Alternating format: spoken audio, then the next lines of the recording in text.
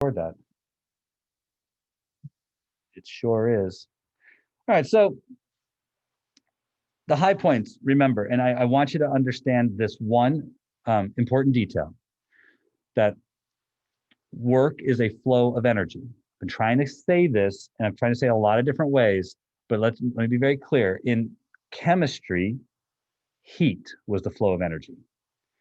In physics, another way that energy flows from one object to another is through work.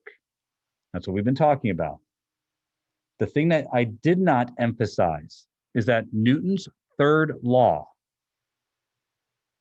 must mean that for every amount of positive work done, there must be an equal amount of negative work done someplace else. Because for every force, there's an equal and opposite reactive force. Work represents the flow of energy. So in order for something to gain energy, something else must lose energy. You've heard this idea that energy in the universe cannot be created or destroyed. These are those fundamental rules that govern the idea of why we believe energy cannot be created or destroyed.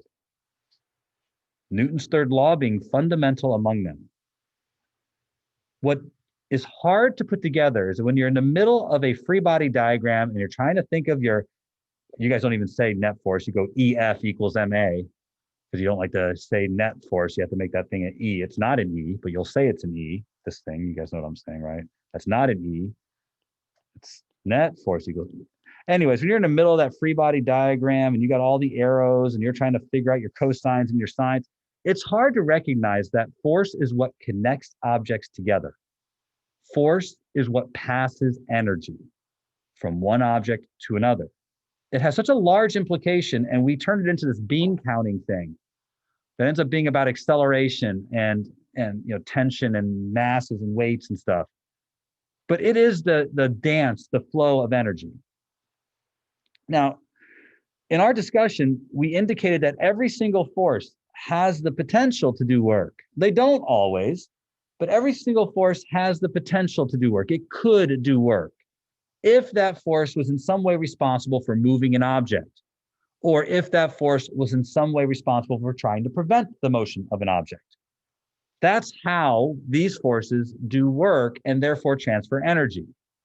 If we look at all the work that happens and it's unbalanced, then the object's kinetic energy changes. That's the big, final thing we talked about yesterday. That at the end of the day, the net work will equal the change in kinetic energy of the object. And at the most basic level, kinetic energy is the most primal form of energy. So today we want to talk about the idea of storing energy or energy storage. Specifically, what we're going to talk about is something called potential energy.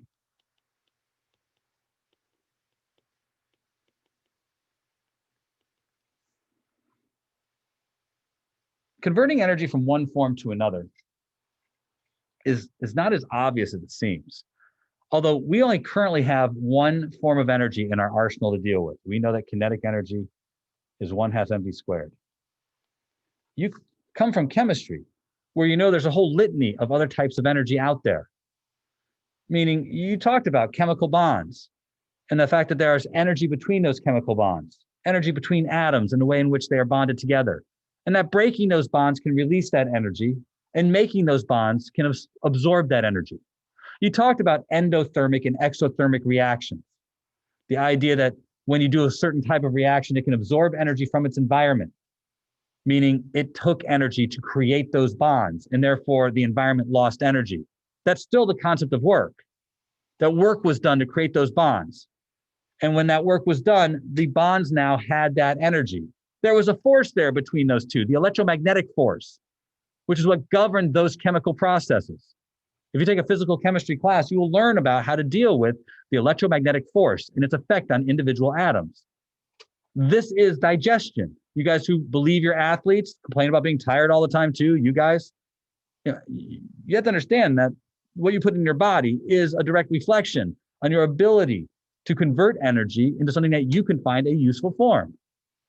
When we talk about all of these things, one of the things that tends to be missing is this concept of energy conversion and efficiency. Not all processes efficiently convert energy from one form to another. It was cold the other day. Did anybody rub their hands together for warmth? Or know what I'm talking about?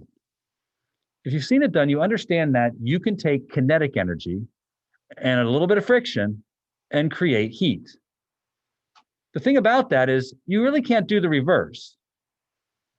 Have you ever had something that was warm and tried to use that warm thing to make something else move? It doesn't work as well, right? It's not like you can say, because my hands are warm, I can use that to make my bike go forwards. Now, people have figured out a way to convert something that is hot into physical motion. There are heat engines out there. Your car is a heat engine, right? You put the gasoline in it, we burn the gas. We create something that's hot, and we try to extract that energy as motion in the car. Unfortunately, heat engines, as a matter of fact and a matter of theory, can only be about 30% efficient, which means 70% of the available energy in the bonds of the atoms tends to be wasted. It's turned into sound. It's turned into a lot of heat that's expelled to the environment. It's turned into waste products. It's turned into a lot of things that aren't about pushing the car forwards. Not to mention the fact that when we get the car pushed forwards, we often stop it right away, right? By wasting all of that energy and all that work that was done just to bring the car back to a stop. What I want you to understand is the rules that govern heat engines force it to only be about 30% efficient. There's no way to exceed that. We try to work within the realms of that and try and maximize it. Meaning, if the maximum efficiency can only be 30%, then by gosh, cars are trying to get up to 30%. Most are below that. Now, anybody know anything about cars who can speak to it even a little bit? All right. So I look at home. Anybody at home know anything about cars? Oh, wow. All right. Well, neato. But I'm not going to speak to it too much. But I want to understand is something called the Carnot cycle. And although I don't need to know, Carnot is a French physicist who was attempting to create a better class of engine for war. He was able to show that there was a limit to how efficient any heat engine could be, no matter what its process was. Meaning if you were trying to make a steam engine or a gasoline engine, no matter what the process was, there was a limit. That limit was the limit between the two temperatures in which the engine operates. So you guys know a little bit about cars. Do you know how hot a car engine gets? Really? There's a temperature gauge right in the car. Yes, sir. If your car is 300 degrees, it will explode. So like no, we don't. What's that? It's like the highest you can go is like around 220. Yep, that's about it. We try to keep it just under boiling. We don't want the water in the engine to boil. The water in the engine, so we put the water under pressure. That's why it can get a little bit above 220. But generally, the water in the engine is trying to circulate through the engine to keep the engine cool. That's why you have a radiator. And we try to keep the engine burning around 200 degrees.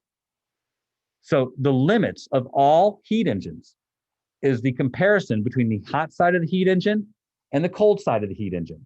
The cold side is just outside. We're in Florida, so what? We got 70 degrees, 80 degrees. Now, it sounds like 270 are pretty far apart, but when you calculate efficiency, you have to convert those both to Kelvin. So you do understand that once you convert those to Kelvin, they are not far apart at all.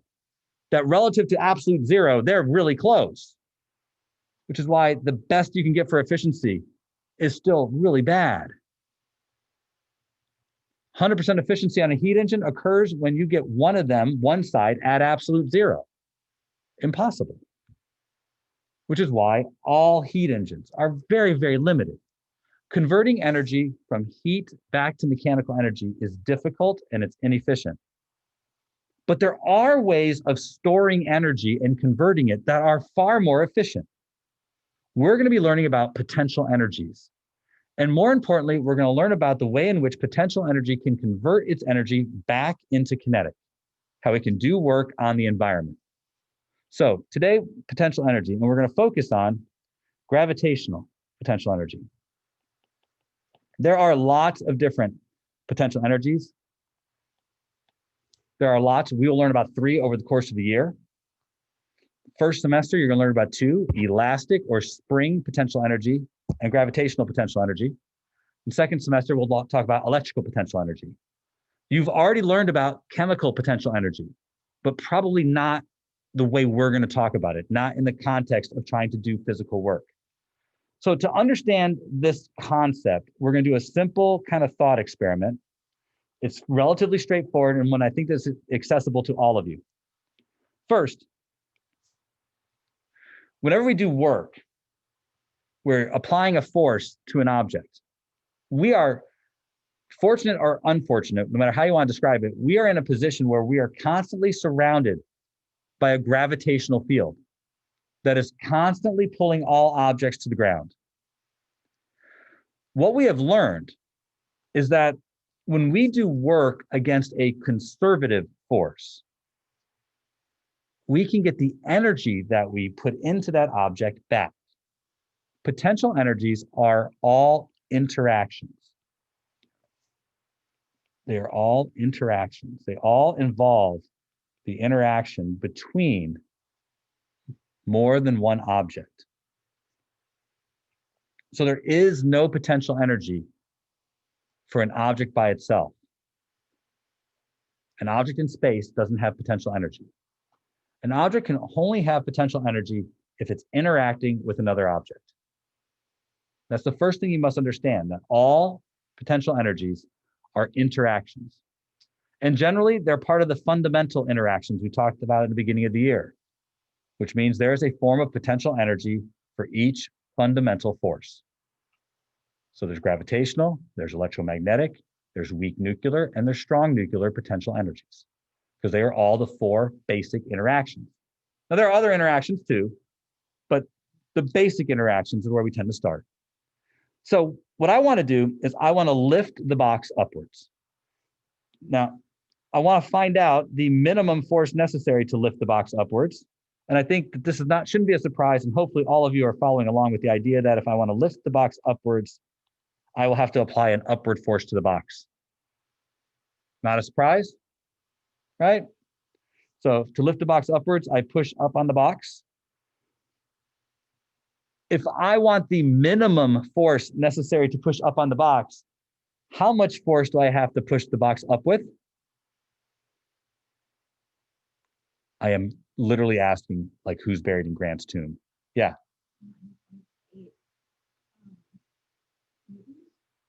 Close. There's probably 9.8 involved with it, yeah?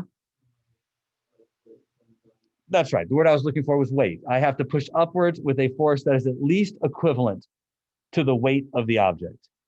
I can push up with more, but if I want the minimum force necessary, I need to push upwards with a force that balances the weight. Under these conditions, the net force on the box will be equal to 0. And therefore, I can state that the force I apply minus the weight equals 0. Now, if I'm trying to figure out how much work I've done lifting the box, I'll remember that work by me lifting the box is going to have 3 buckets I have to fill. Right?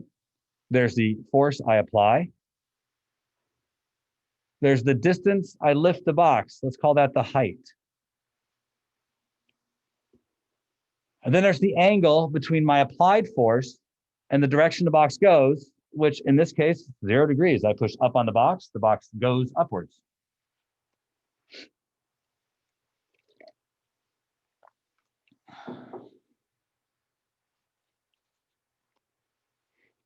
Now,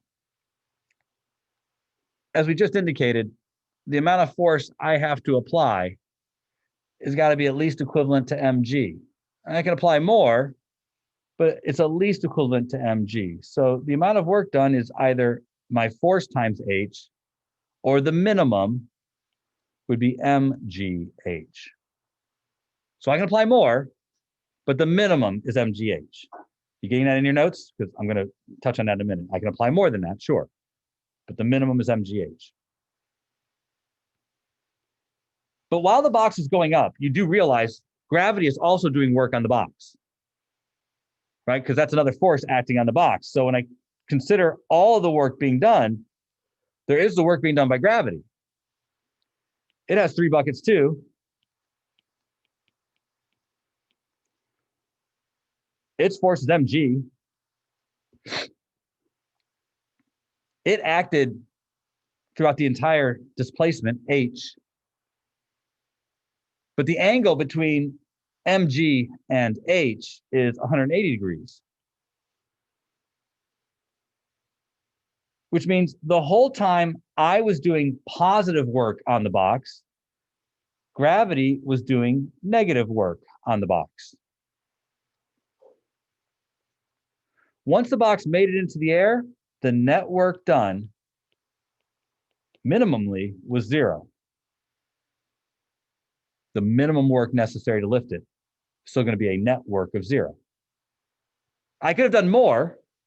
If my force applied was greater, then this network wouldn't be 0. And what that would mean is once the box got to that height, it would have a velocity.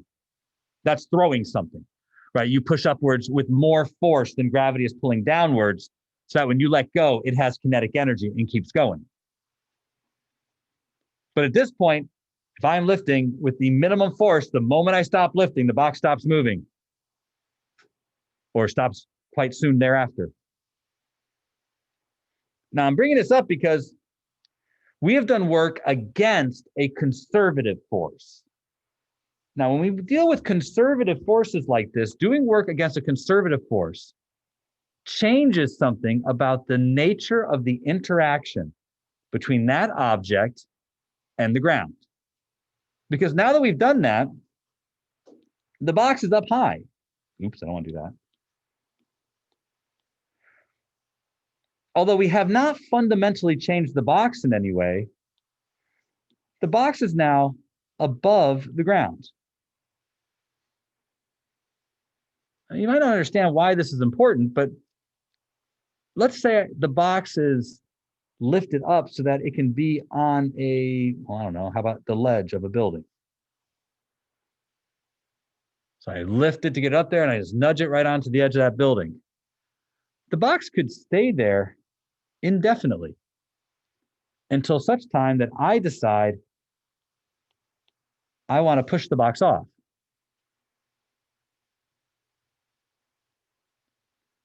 So let's say I put the box up there, wait until some unsuspecting person happens to be walking by, and decide at this moment it's time to release the box.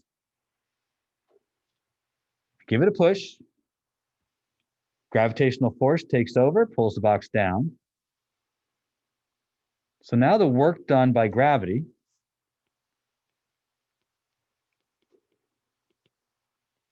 is going to be equal to the force, mg, times how far the box falls, h, times the cosine of the angle between the fall, the displacement, and the force, which is 0 degrees this time.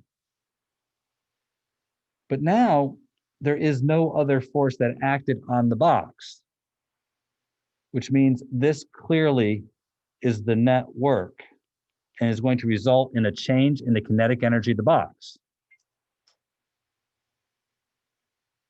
You've heard the phrase, seek the high ground in war, in battles. This is why. You know, there's a reason why when you look at every single castle, they're designed the exact same way. Huge turrets, tall walls. Build the walls to keep the invaders out, but make them tall. Why? So I can spend the rest of my time collecting rocks and putting them at the top of the building. Why? So when the invaders come, I can drop the rocks on all the invaders. I spent a lot of time lifting the rocks, providing the rocks with energy. And then once all those rocks are in place up at the top of those walls, They could stay there indefinitely until such time that I want to release that energy. This is the real storage of energy. And it's a one-for-one exchange. For every joule of work I do, I get a joule back when I release that energy. Think of this on a global scale. There is a constant geologic and atmospheric process that raises water to high places, either through snowfall, geologic activity that squeezes water from the ground and pushes it up into the top of mountains.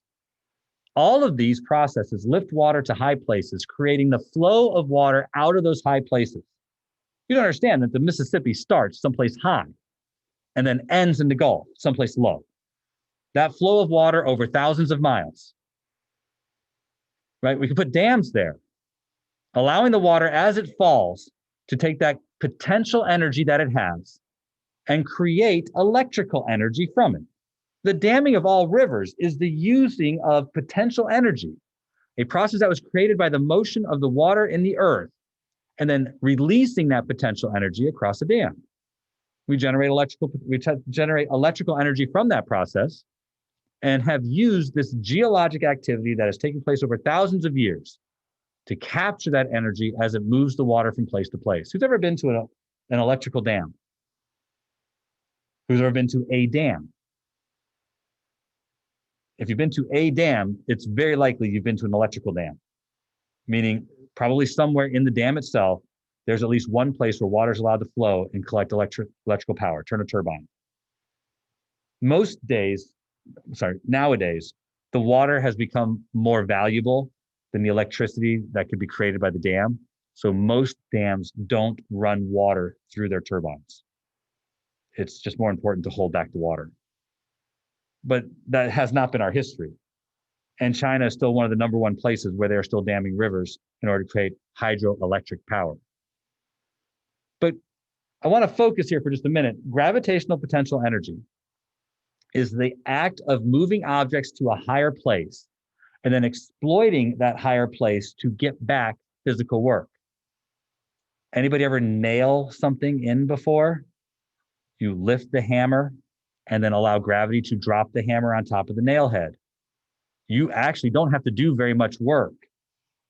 All you have to do is make sure the hammerhead hits the nail head. You can let gravity actually drive the nail into the board. Now, you could add to it, you could do work on the way down, but at the same time, you could just let gravity do it. It would do the work for you. You did the work lifting the hammer. Gravity does the work bringing it back down. It does physical work. It applies a force to the nail head, pushing the nail head in a small amount. We do this at the parks all the time. If today had been a normal year, right now, we'd all be on, well, it's 10:11. So the park would have been open for an hour. We would have probably ridden everything by now. But had it been a regular year, that's exactly what we would have done. My favorite rides, because I was there when it opened. Scorpion. Anybody a fan of the Scorpion? Yeah, I am too. I'm a fan of it for a lot of reasons. It's not like it's so fast. It's not like it's so long. It's not like it's so exciting. I'm a fan of it because it's so straightforward. As a teaching tool, it's so straightforward. I want you to think about the Scorpion. All of you have been on it. So if you've been on the Scorpion, I want you to remember what the Scorpion is like. So the cars come into that loading house. You sit 2 by 2. There's a lap bar you pull down, and somebody comes by and checks you. And then they all put their thumbs up. The light turns green, and then the cars are released. There's a chain that pushes against the back of the last car. It's got a clasp that hits the back of the car and pushes the cars up the hill. This is called the lift chain. The lift chain is doing work on the cars. It applies a force in the direction of motion of the cars that brings the cars to the very top of the lift hill, where the cars actually do a U-turn and then go right back down at a slightly steeper angle to the first loop. After the loop, they go out for a long run, almost as high as the top of the loop. They do the 3 little circles and the ride is over. It's not particularly long. But what I want you to think about is you're free the moment the chain lift is done. Meaning, once the chain lift has lifted the cars have acquired gravitational potential energy. We'll use a capital U to represent potential energy. Subscript G means gravitational potential energy. The chain lift does work on the cars, giving the cars gravitational potential energy, lifting them to the top of the first loop. Top of the first hill. After that, if you've ever ridden the ride, you know that nothing interacts with the car except for the track. Gravity takes over the rest of the ride. There's never a time where energy is added to the cars thereafter. Once this amount of energy was given to the cars, this is how much energy the cars have. Gravity is interacting with the cars. It's pulling on them. It's the interaction between the cars and the earth that converts this gravitational potential energy into kinetic energy. Down there at the bottom, cars have kinetic energy. Of course, you've probably recognized that the cars are almost always exchanging one form of energy for another. Meaning, at the bottom, they have kinetic energy. But because they have inertia, the cars make it to the top of the loop. You did notice that when you make it to the top of the loop, you slow down some. Have you noticed that? Well, that's because you are now higher than you were before. In this case, the fact that you had inertia meant that you passed right through that lowest position. And gravity did work slowing you down as you went upwards. Anytime you do work against gravity, that energy is stored as gravitational potential energy. If we go back to this picture, it's not your work that gets stored. It's the fact that it was done against gravity that matters. The fact that the cars have inertia and go back upwards means that you've converted some of that energy back into gravitational, but the cars are still moving, so they still have kinetic too. Once you give something potential energy, it retains that energy until something takes it away. It's going to be in one form or another, kinetic, potential. It's going to exchange it. It's like you've given it something and it can express it back. Now, Scorpion is an old ride. So there is something taking energy out of the cars the whole time. Friction. Friction is doing work the whole time, which means it's bleeding a little bit of energy away. All the time, friction working against the cars, which is why in our environment, although I'd love to say you get 100% of your energy back, in the real world, there's almost always friction or drag that is taking energy away, creating heat, something that we can't easily convert back into physical work. So we will often discuss the difference between the ideal world and the real world. In an ideal world, we could say that the cars have the same amount of energy all the time. But in a real world, there's probably something bleeding that energy away. Now, I want to talk very specifically about gravitational potential energy and how we're going to use it. I want to first indicate that we will use, again, a capital U with subscript G to indicate gravitational potential energy. And I don't know what it's like on the equation sheet. I would like you to know that gravitational potential energy will be written like this. Now, everybody, wherever you happen to be, whether you're at home or whether you're in the classroom, I want you to find something that's at the same height as your table where you're working. I want you to put it in your hand. I have my phone.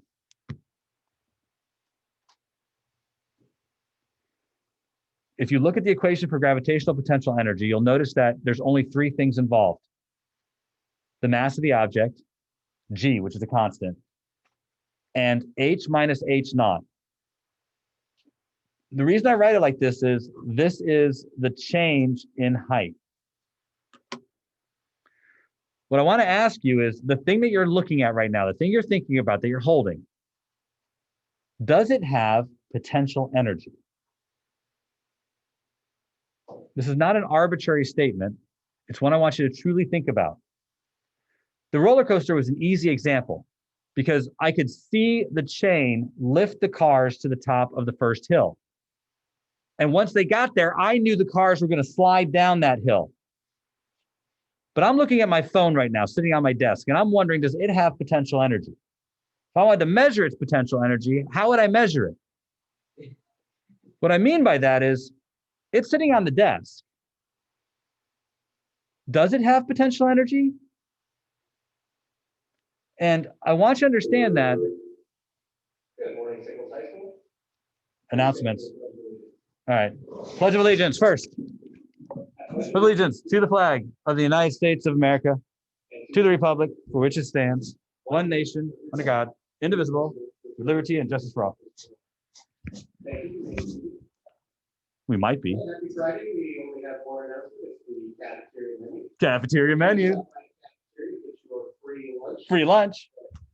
Every single student here is entitled to Every single student get a free lunch. Spicy chicken sandwich. What else? It's the Fiesta Bar. Fiesta Bar. Fiesta. Thanks. Have a great weekend. Sorry, guys. Only people who are at school can get a free breakfast and a free lunch. You guys could have had a spicy chicken sandwich and access to the Fiesta Bar. Can you get both? If you go in there, can I go get a spicy chicken sandwich and have the Fiesta Bar? Yes, sir.